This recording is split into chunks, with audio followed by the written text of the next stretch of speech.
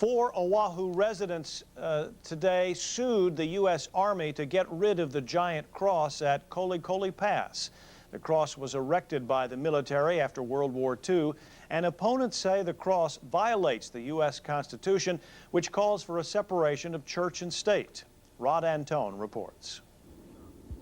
Standing 47 feet tall and weighing 35 tons, the KoleKole Pass cross was built for Easter Sunday services on Scofield Barracks property. But a group calling itself Hawaii Citizens for Separation of State and Church filed suit today, saying the cross makes it look like the government is endorsing religion. It strikes you right away as an obvious violation of the First Amendment. And when I first saw the cross, I was appalled.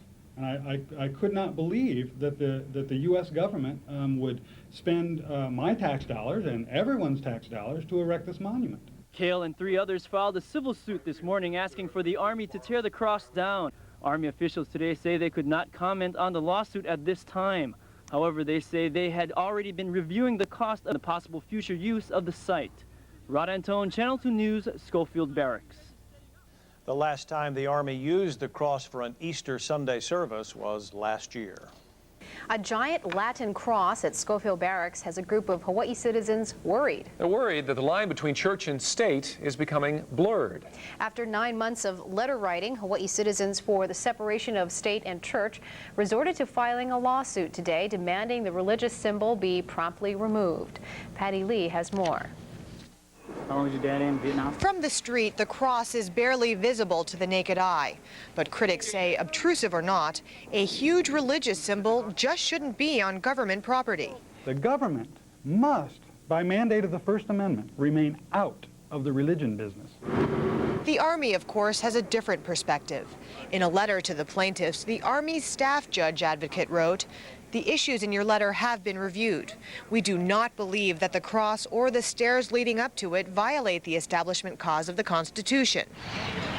The Army further claims the cross is and historically has been a place of worship, and federal law requires the Army to provide those facilities. Kale's attorney, Evan Shirley, dismisses that response as invalid. There are 4 chapels there that are 3 of which are being used. One of them is padlocked and closed, apparently, because they have too many chapels. The Army wonders why the sudden interest in a cross that's decades old. A cross of some sort has graced KoleKole Pass since the 1920s. But back then, the crosses were temporary, put up for Easter services and then torn down. In 1948, a chaplain had a permanent one built because he was tired of having a new one put up each year. And that's another issue the Army must consider. The cross is 37 feet high and weighs in at 35 tons. Moving it would be an expensive undertaking and one the Army is not quite ready to underwrite. Patty Lee, NBC, Hawaii News 8. Precedent has already been established for cases like this one. A cross at Hawaii's Camp Smith was challenged in 1986.